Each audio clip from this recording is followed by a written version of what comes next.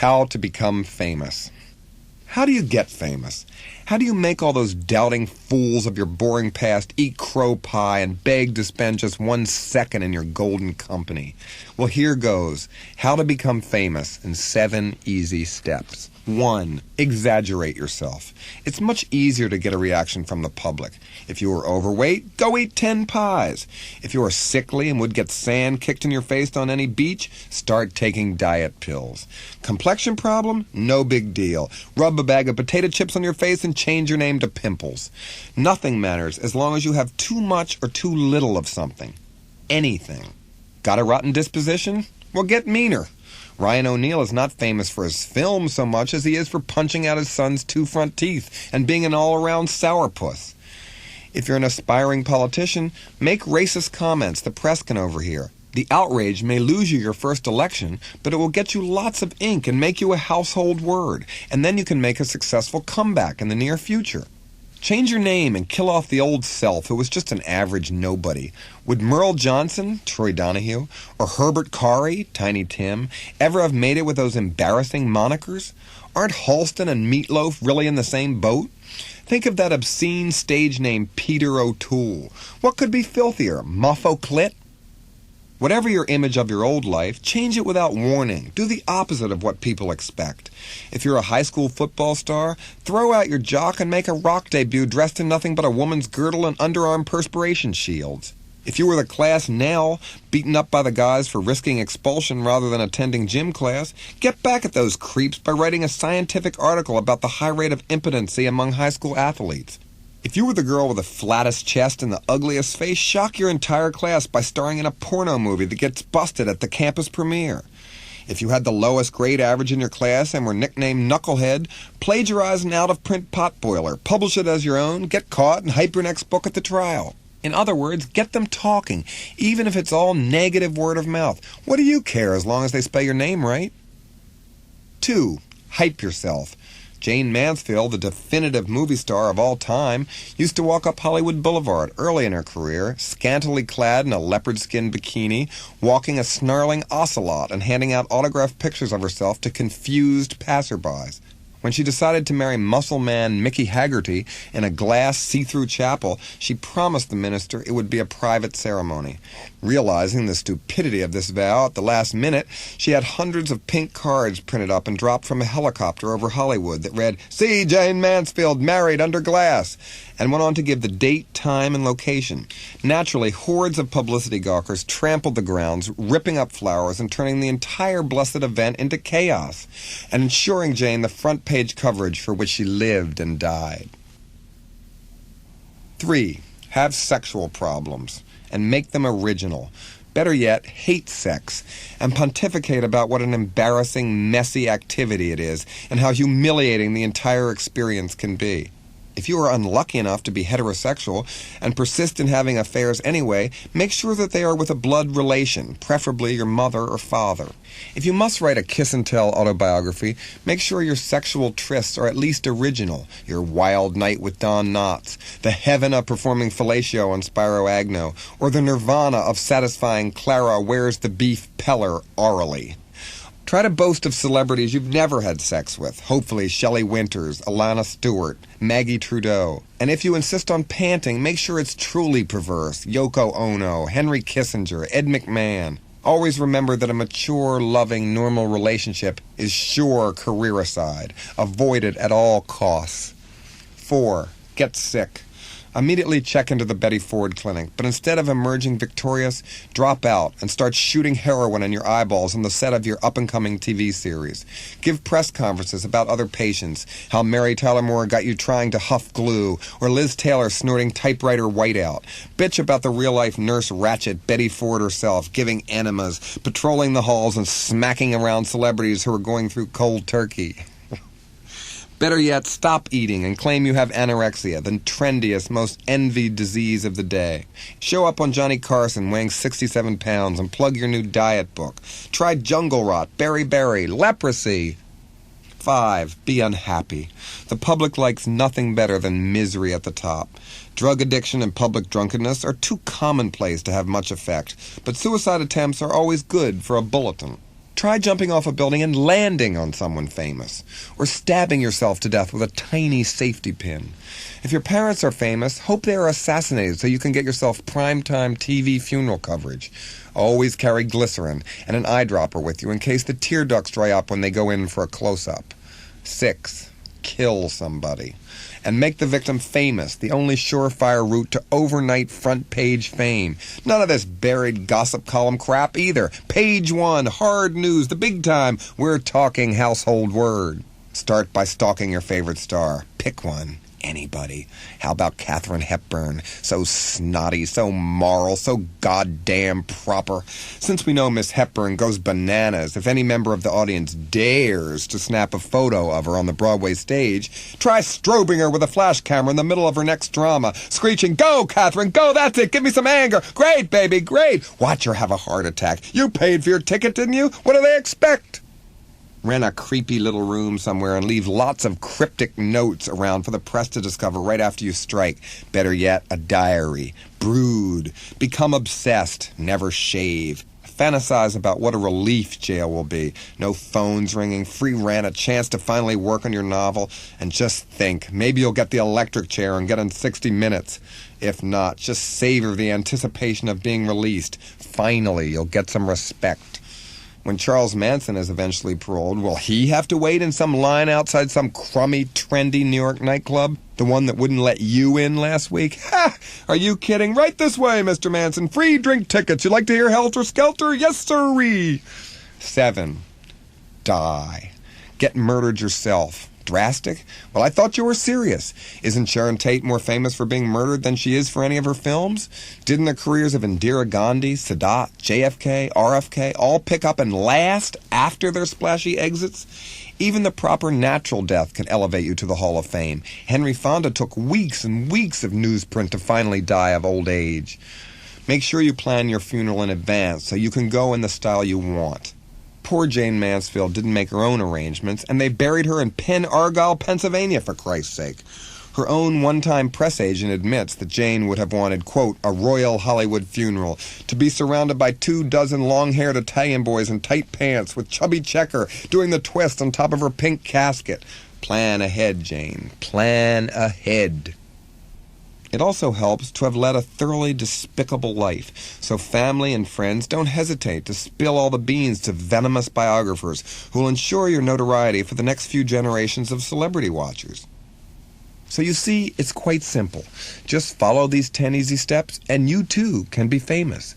After all, wouldn't you rather be dead than unknown? Why I love Christmas. Being a traditionalist, I'm a rabid sucker for Christmas. In July, I'm already worried that there are only 146 shopping days left. What are you getting me for Christmas? I carp to fellow bathers who haven't even decided what to do for Labor Day. As each month follows, I grow more and more obsessed. Around October, I startle complete strangers by bursting into my off-key rendition of Joy to the World. I'm always the little drummer boy for Halloween, a grouchy one at that, since the inconsiderate stores haven't even put up their Christmas decorations yet. November 1st kicks off the jubilee of consumerism, and I'm so riddled with the holiday season that the mere mention of a stocking stuffer sexually arouses me. By December, I'm deep in Xmas psychosis, and only then do I allow myself the luxury of daydreaming my favorite childhood memory, dashing through the snow, laughing all the way, ha ha ha, to Grandma's house to find that the fully decorated tree has fallen over and pinned her underneath. My candy-colored memories have run through the projector of my mind so many times that they are almost in 3D. That awful pause before my parents rushed to free her. My own stunned silence as I dared not to ask if Granny's gifts to us had been damaged. And the wondrous, glorious sight of the now semi-crooked tree with balls broken, being begrudgingly hoisted back to its proper position of adoration. Oh, Christmas tree, I started shrieking at the top of my lungs in an insane fit of childhood hyperventilation before being silenced by a glare from my parents that could have stopped a train. This tableau was never mentioned again, and my family pretended it never happened. But I remember. Boy, do I remember. If you don't have yourself a merry little Christmas, you might as well kill yourself. Every waking second should be spent in Christmas compulsion. Career, love affairs, marriages, and all the other clutter of daily life must take a back seat to this holiday of holidays. As December 25th fast approaches, the anxiety and pressure to experience happiness are all part of the ritual. If you can't maintain the spirit, you're either a rotten communist or badly in need of a psychiatrist. No wonder you don't have any friends. Of course, you-know-who was supposed to have been born on Christmas, but the real Holy Trinity is God the Father, the Son, and the Holy Santa Claus. You don't see fake Josephs and Marys in department stores asking kids what they want, do you? Face it, mangers are downwardly mobile. True, swiping a sheep or a wise man for your apartment from a local church is always good for a cheap thrill and invariably gets you in the paper the next day. And Madeline Murray O'Hare, the publicity-crazed atheist saint, always gets a rise by successfully demanding in court the removal of nativity scenes from her state capitol on Christmas Eve. But we all know who the real God is, don't we? That's right, the supreme one, Santa Claus. But if you think about it, Santa Claus is directly responsible for heroin addiction. Innocent children are brainwashed into believing the first big lie their parents ever tell them, and when the truth finally hits, they never believe them again. All the stern warnings on the perils of drugs carry the same credibility as flying reindeer or fat men in your chimney. But I love Santa Claus anyway. All legends have feet of clay.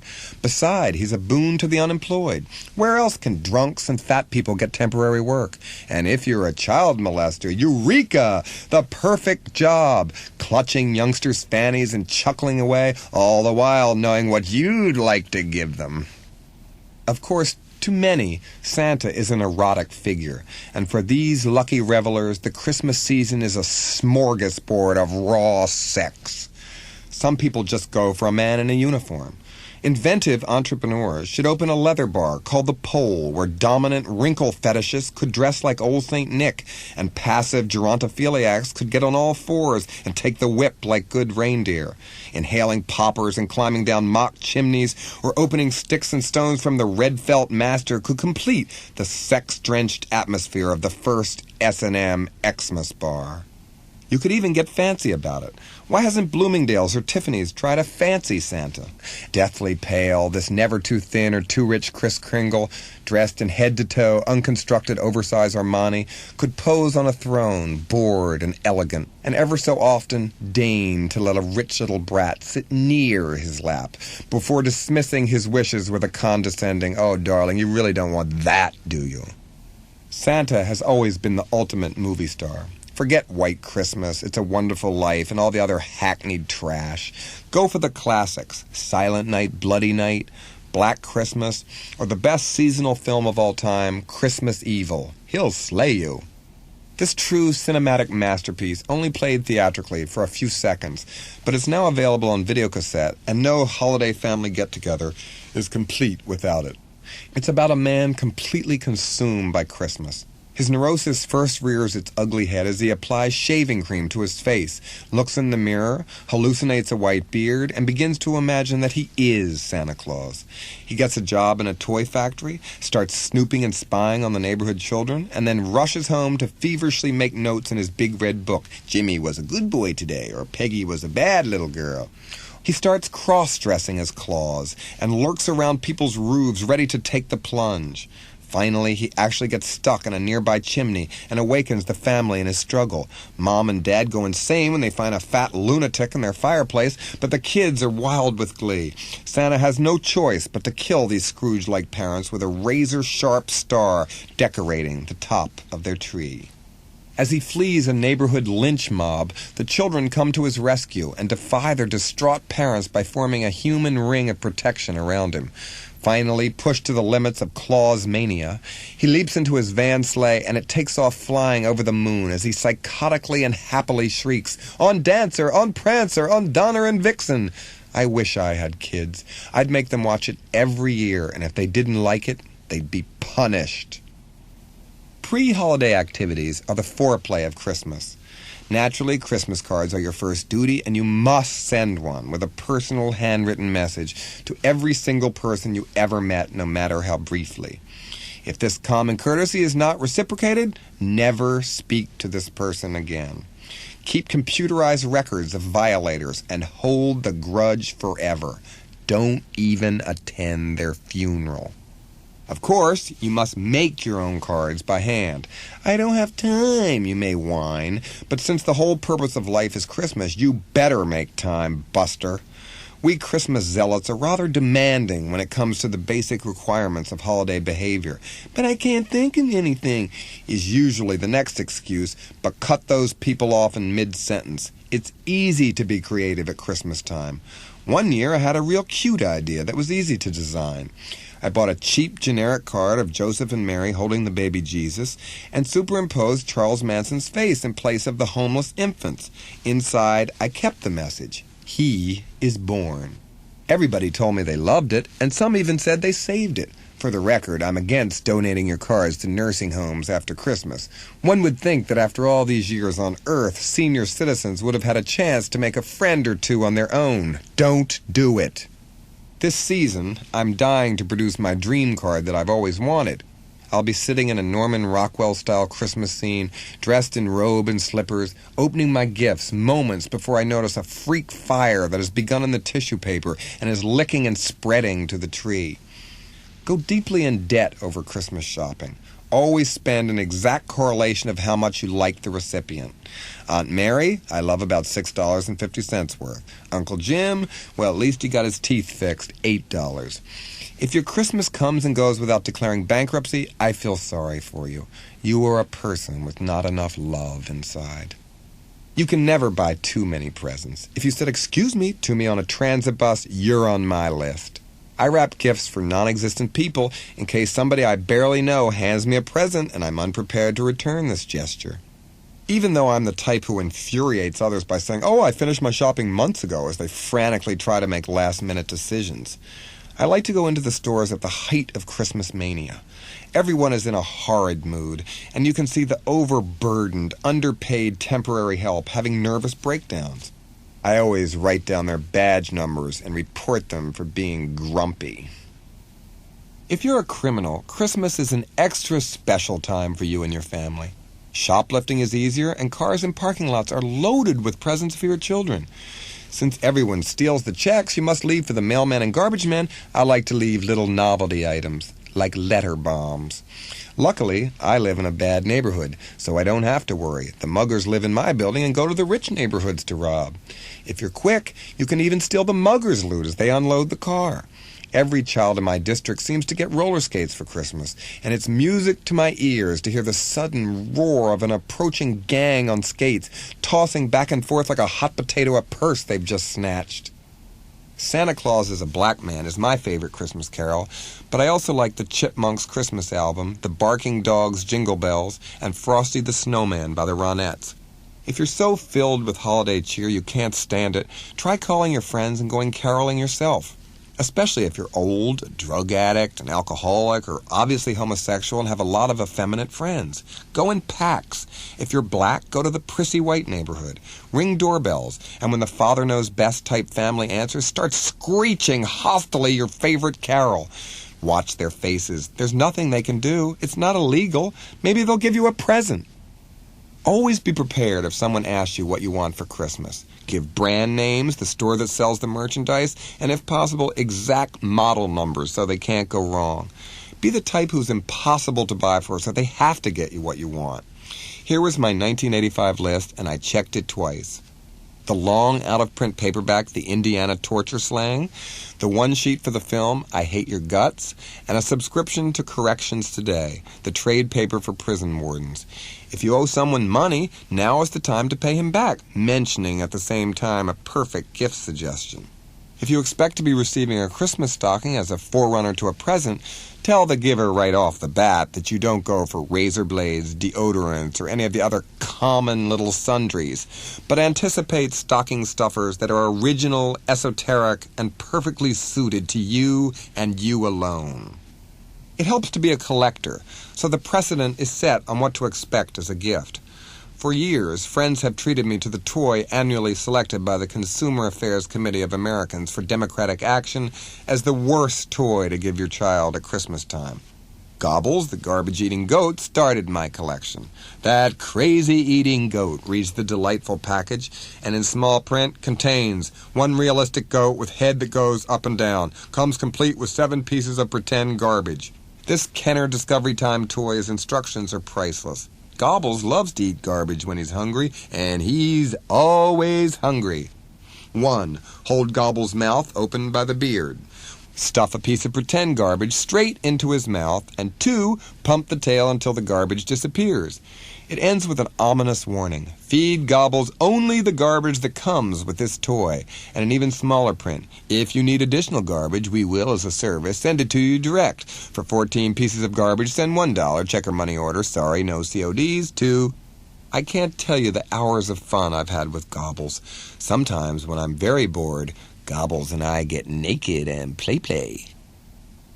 Over the years, my collection has grown. There's my puppy Puddles. You can make him drink water, wet his tray, and kiss you. Baby Cry and Dry, about whom the watchdog group warned, take her out of her box and she smells. The odor won't go away. And Baby Cry for You. The tears don't just drop out, they whoosh out in 3-foot streams. Of course, I still covet the winner of the first annual prize before my collection began, a guillotine for dolls. Take that, Barbie! Off with your head, Betsy Wetsy! No matter what you think of your presents, each must be answered with an immediate thank you note. Thinking of what to write can be tricky, especially for distant relatives who send you a card with 2 crisp $1 bills inside. Be honest in your reply. Dear Uncle Walt, thank you for the $2. I bought a pack of Cools and then put the change in an especially disgusting peep show. It was fun. Or Dear Aunt Lulu, I was thrilled to receive your kind gift of $5. I immediately bought some PCP with it. Unfortunately, I had a bad reaction, stabbed my sister, set the house on fire, and got taken to the hospital for the criminally insane. Maybe you could come visit me. Love, your nephew. I always have an office party every year and invite my old friends, business associates, and any snappy criminals who have just been recently paroled. I reinforce all my chairs since, for some reason, many of my guests are very fat, and after a few splintered antiques, I've learned my lesson. I used to throw the party on Christmas Eve, but so many guests complained of hideous hangovers I had to move up the date. No more moaning and dry heaving under their parents' tree the next day as their brothers and sisters gave them dirty looks for prematurely ejaculating the Christmas spirit. I usually invite about 100 people, and the guests know I expect each to get everyone else a present. 10,000 gifts. When they're ripped open at midnight, you can see Christmas dementia at its height. One thing that pushes me off the deep end is party crashers. I've solved the problem by hiring a doorman who pistol whips anyone without an invitation. But in the old days, crashers actually got inside. How rude! At Christmas, of all times, when visions of sugar plums are dancing orgiastically through my head. One even brought her mother. How touching. Get out, I snarled after snatching out of her hand the bottle of liquor that she falsely assumed would gain her and her goddamn mother entry. I always show a film in one room, Wedding Trough, about a man who falls in love with a pig and then eats it, or Kitten with a Whip, Anne Margaret and John Forsythe, or What Sex Am I, a clinical documentary about a sex change operation. When it's finally time for the guest to leave, I blatantly get in bed and go to sleep. They know they better get home. Santa is on his way. Christmas Day is like an orgasm that never stops. Happiness and good cheer should be throbbing in your veins, swilling eggnog, scarfing turkey, and wildly ripping open presents with your family. One must pause to savor the feeling of inner peace. Once it's over, you can fall apart. Now is the time for suicide if you are so inclined. All sorts of neuroses are permitted. Depressions and feelings that it somehow wasn't good enough should be expected. There's nothing to do. Go to a bad movie? You can't leave the house between now and January 1st because it's unsafe. The national highways are filled with drunks unwinding and frantically trying to get away from their families. Returning gifts is not only rude but psychologically dangerous. If you're not careful, you might glimpse the scum of the earth, cheap bastards who shop at after-Christmas sales to save a few bucks. What can you look forward to? January 1st, the Feast of the Circumcision, perhaps the most unappetizing high holiday in the Catholic Church? Cleaning up that dirty, dead, expensive Christmas tree that is now an instant out-of-season fire hazard? There is only one escape from post-Christmas depression, the thought that in 4 short weeks it's time to start all over again. What are you going to get me? Hatchet piece. 101 things I hate.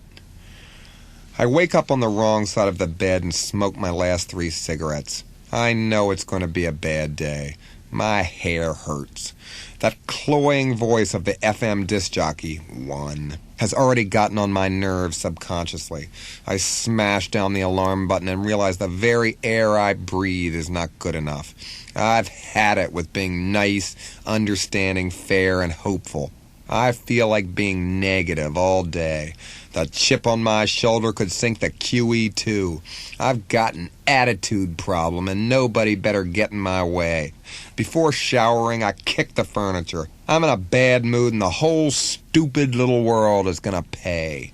I'm not even gonna make the bed. The one rotten, suffocating set of polyester sheets, 2, I still own is thrown in the garbage.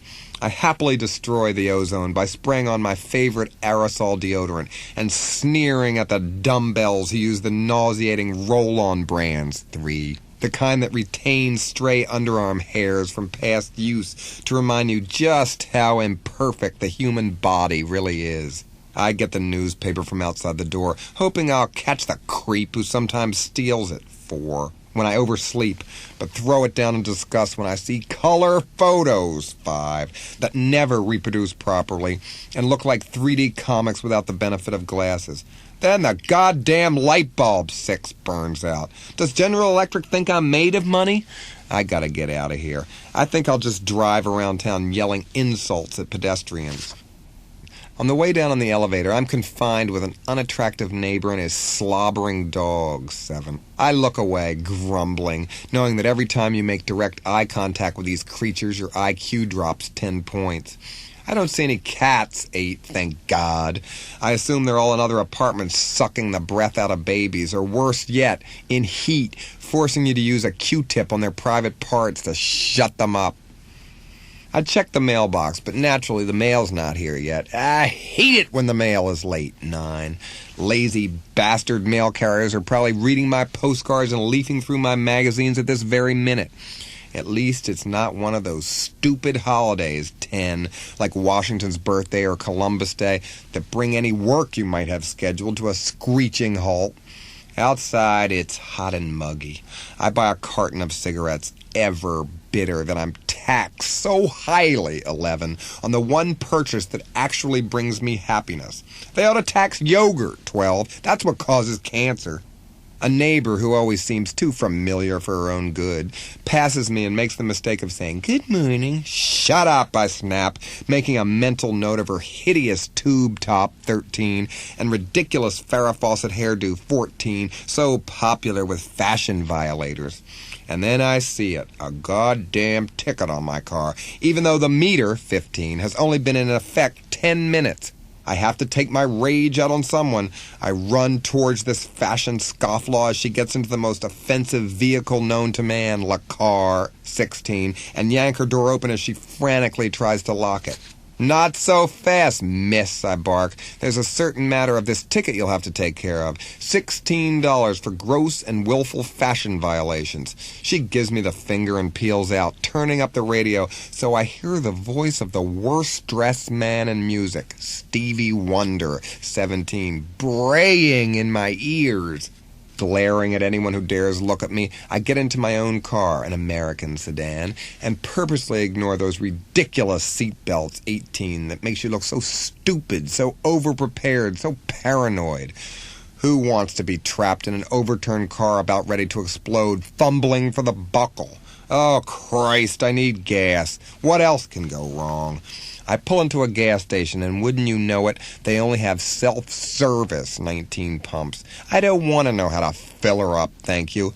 Humiliated at having to perform this unavoidable task, I see another motorist who has tried to disguise his bald head by stretching his one remaining strand of hair over his skull in a misguided camouflage attempt. 20. Ha! Does he think he fools anybody? Have a nice day, Baldy! I shout as I sign the credit card slip and hop into my car.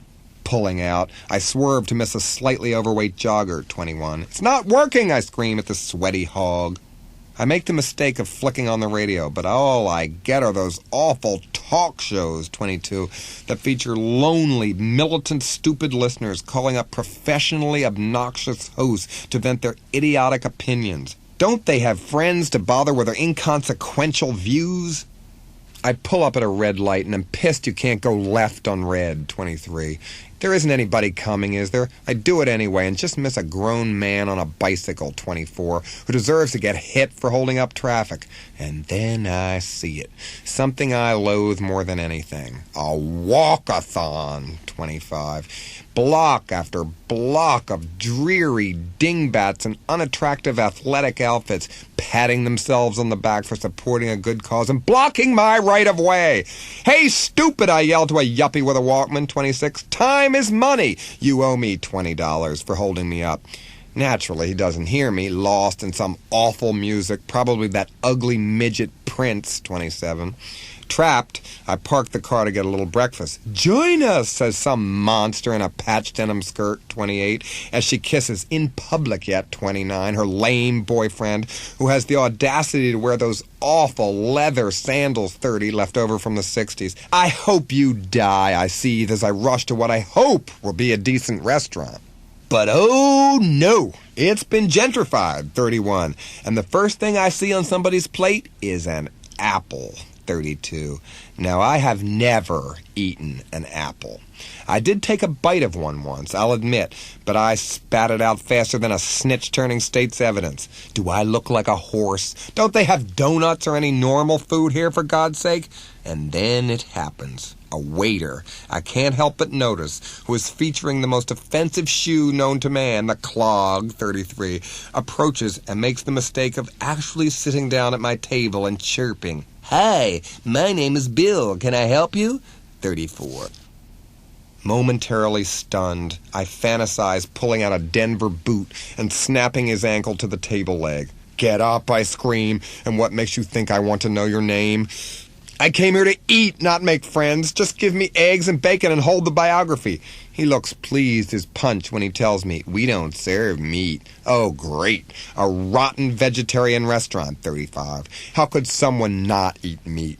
The waiter's liberal attitude is beginning to cool, I see. He's the type who goes to Chinese restaurants, makes a big deal out of eating with chopsticks, 36, and then pompously demands, hold the MSG, 37. I wish I could order a huge bowl of red dye number 2 from this cretin. Just the eggs, then I holler, feeling a snit of royal proportions about to explode. Sitting at my table, waiting for my order, I feel the bile of my rage rising and decide I have to do something. I can't waste valuable bitching time. It's time to call the police and report every single thing that gets on my nerves. They have to listen. It's their job, isn't it? I go to a public phone and prepare to deal with a despised phone company, 38. Oh, God, it's the old-fashioned kind, 39, the ones that make MCI impossible. Remembering that I hate MCI, 40. Also, they sometimes mistakenly charge you for unanswered ring calls. I move on to more important subjects of contempt. Yes, hello, officer. I'm a citizen. I'd like to report the following things that are getting on my nerves. Breakdancing in public, 41. Obnoxious mimes who think they're poignant, 42. Nude beaches, 43, where unattractive exhibitionists insist on baring their sagging bodies all in the name of health. And oh yes, hello? I slam down the receiver, enraged that a public servant has dared to hang up on me, and vow to write a letter of complaint later in the day. I get back to my table just in time to see the dreaded Bill serving my breakfast. I start trembling. My eyes feel like they might burst from my sockets. They have dared to put Sprouts 44 on my eggs. Oh, God, it's not fair. What next? Filthy iceberg lettuce 45, the polyester of greens? Or even worse, obscene Brussels sprouts 46? Those little balls of hell, limp and wilted after a lifetime of being pissed on by birds and other contaminated creatures. I hate you, I say to the startled Bill, and slam down 8 pennies, 47, which have no earthly use in today's economy except for insulting waiters. Maybe I should go to the movies. At least it's dark there. If only I can get there without stabbing someone. I dare to look out my car window, but immediately wish I hadn't. There, in all its naked, amateurish glory, is another of those outdoor art murals, 48. If this alarming trend can't be nipped in the bud, there'll be an eyesore on every corner. Did they ask me if I wanted to look at it? How about the poor neighbors who can hardly ignore the public doodling of these no-talents every time they step out of their houses? Ironically, there's a no littering sign, 49, on this very corner. Running to the trunk of my unit, ignoring the blast of horns honking around me, I retrieve an industrial trash bag from my apartment that I saved for just these occasions. Proudly and unashamedly, I dump the contents directly onto the street. Take that, no littering nitpickers. I feel virtuous, confident that I have created a job. Every time I throw something down, someone will have to be paid to pick it up. It's only common sense. Cruising along once again in this cesspool known as life, I realize that it is too late to make a detour. I will have to pass the anti-abortion pickets, 50, outside of Planned Parenthood. Nothing gets on my nerves more than these pro-lifers. Not even astrology enthusiasts, 51, Herman Hesse, 52, or computer games, 53. Look at these fools parading up and down. Mind your own business, I yell. When one of these busybodies, a man yet, approaches my car with literature, I lose control and scream, I wish I was a girl so I could get an abortion. Trembling with rage, I realize I'd better calm down before I get beat up, but can't resist one last taunt. I hate the Pope! 54, I yell to no one in particular. I have to escape human beings, so I rush into one of those awful twin theaters, 55, figuring I can sneak into the other side if this one feature is as awful as I imagined. At least they're not showing boring classics, 56, such as The African Queen or The Philadelphia Story, or even worse, science fiction, 57. I get an overpriced tub of popcorn and forget to tell the lummox behind the snack bar to hold the nuclear butter, 58, that ruins a perfectly good snack. I never order a Coke, 59, because they smell bad. I take my seat, take one bite, and throw the whole mess on the floor. More jobs! I paid my admission. How dare they ask me to use the trash can? Some short subjects, 60, come on, but at least they aren't arty computer films, 61, that could drive me to theater vandalism. Where are the film censors when we need them? Oh, good.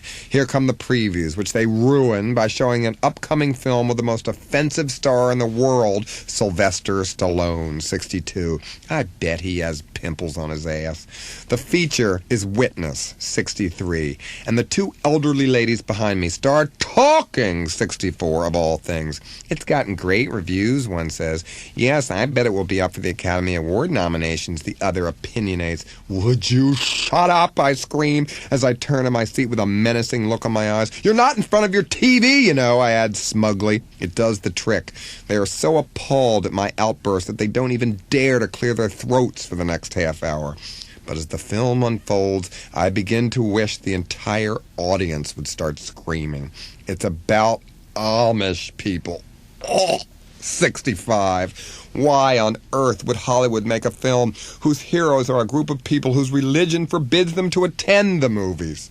Halfway through the cinematic abomination, there's an Amish barn-raising scene, backlit with a sunset, that is so nauseating, I feel projectile vomiting as a distinct possibility. Beautiful, says the self-satisfied ticket buyer to her companion, and I finally reach the breaking point. Leaping from my seat, I rip off her wig, throw it in the aisle, and rush from the theater, screeching vague threats into the darkness. I hide on the other side of the twin, but not for long. Mask, 66, is playing. It stars Cher, who was okay in Chastity, but under the direction of that whining Peter Bogdanovich, 67, seems to be getting good reviews for not wearing Bob Mackie outfits. It's about a kid with a deformed face who is not only ugly, he's an asshole to boot. His mother is supposed to be a biker, but her Hell's Angels friends are about as threatening as the Seven Dwarfs. Naturally, this Elephant Man Jr. falls in love with a gorgeous blind girl, and in one scene tries to tell her how beautiful the sky is. "But I can't see. I don't know blue," she protests. Never at a loss for a sickening solution, Old Ugly heats up rocks to different temperature, puts them in her hands, and says, "This is blue." I see it, the girl moans, and I went temporarily insane, slashing 6 different movie scenes with my car keys and bellowing out to startled viewers that Dorothy Stratton should feel lucky she was murdered. Anything was better than a life with Peter Bogdanovich. Escaping the theater just before the police arrive, I hop into my car and turn on the radio, hoping to hear news of World War III, anything to get my mind off those films, but instead hear an oldie but baddie by those honky Beatles, 68, who ruined rock and roll. It's all too much. How much can one man take? I pull over to the side of the road and start sobbing, uncontrollably. "Please, God," 69, I hate you too, "let me get back to my apartment without being committed." Maybe I should get out of town. I could go to New York, but I know I'll have a breakdown seeing those liberals ostentatiously holding their ears in the subway station, 70, every time a train pulls in, and get into fights with rude cab drivers who can't even speak English, 71. How about the beach? Are you crazy? What would I do? Go sailing? 72. Look at convertibles? 73. Those showboat vehicles that scream, "Look at me!" and accomplish nothing but making your hair tangled and filthy. I can't even go to the local park for fear of seeing third-rate academians puffing on pipes, 74, and playing the most boring of all games, chess, 75. Maybe I better just go home. I run from my car to my apartment and double-bolt the lock. I'm shaking, but I'll try to relax. The mail is finally here, but it's always a trauma to open it. What makes me think today will be any different? Oh my God.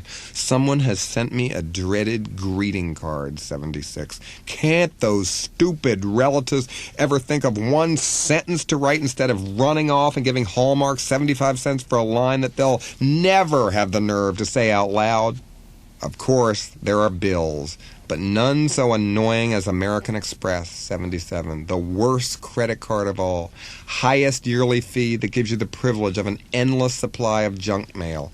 And to top it off, you have to pay the entire balance every month. So what's the point?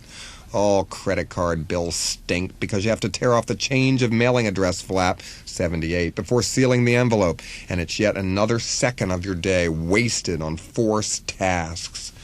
I even try to look through a magazine I subscribe to, but immediately toss it aside when I see an article about that big slob Mr. T, 79, who hangs around child molester trials and poses for pictures, and Betty Davis's fat Jesus-freak daughter, 80, who thinks we'll be scandalized that her mother mistreated her. Ha! It's a wonder she didn't kill her.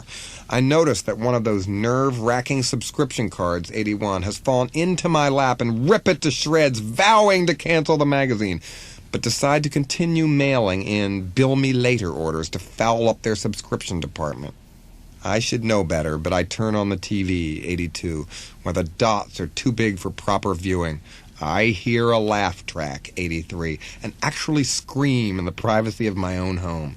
Frantically switching the dial, I catch the tail end of the news and glimpse the local weatherman, 84, the only public service announcer who for some unfathomable reason feels he must act like Bozo to hold my attention. At least it's summer, so he doesn't mention the ridiculous term wind chill factor, 85, a hape to disguise the fact that the temperature is exactly what you'd expect for that time of year. Must I commit suicide to escape this drivel? I call a fellow hater, and he too has had an awful day. I make the mistake of asking him if he'd like to go out for a drink. Are you kidding, he rants. We'd probably go to a bar and order a martini and they'd put it in the wrong kind of glass, 86. Then some creep with an ape-drape haircut, 87, would give us a Coke rap, 88, on some boring subject like the theater, 89. You're right, I scream, picking up the bitch ball while it's firmly in my court. Maybe even experimental theater, the very worst kind, where ham bones actually go into the audience and try to involve mortified ticket buyers in their nonsense. Continuing on his tangent, my fellow griper starts shouting, I hate wrestling, 90. That one okay sport now ruined by Cyndi Lauper. But even more, I hate folk music, 91, and street fairs, 92. Foaming at the mouth, I drop the phone, and in a frenzy start hollering so loudly the neighbors begin banging on the walls. I hate strobe lights, 93. Rotten performance artists, 94. And remembering my buddy on the other end, to be honest, I hate you too. I know he's hung up on me because I vaguely hear the dial tone in the background of my harangue, but fuck him. Friends, 95, are all assholes. I stagger around the apartment, flailing my arms, screeching like a banshee for the whole world to hear. I'll get you, Geraldo Rivero, 96, and you too, Bob Dylan, 97, and all the other public jackasses who are plotting at this very minute to get on my nerves. I collapse on the bed, and to top it off, I get a nosebleed. And I hold directly responsible Bo Derek, 98, The Hobbit, 99, Rod McEwen, 100, and gag, oh my God, I've actually regurgitated from the mere act of thinking of these subjects. Finally spent, I managed to fall asleep for a minute or two, but is there any relief? Of course not. I have some stupid dream, but I'll never tell you what it was, because more than anything in the whole world, I hate people who confide. I had the weirdest dream last night. 101.